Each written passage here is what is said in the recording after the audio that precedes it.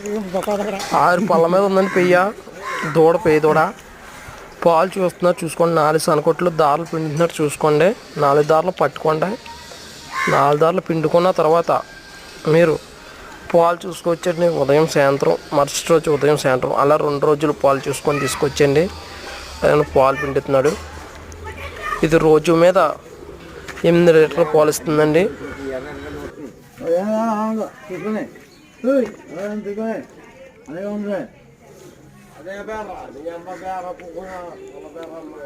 పొద్దున్న ఎక్కువ ఉంటాయి, ఇప్పుడు తక్కువ ఉంటాయి చెప్తున్నాను. నచ్చిందనుకో తోలిపో, పేషెంట్ వద్దు. మనం ఎలాగనుకున్నాం డబ్బులు తోలిపోయి అలా ఉండదు నాతోటి నచ్చో తోలిపో అదే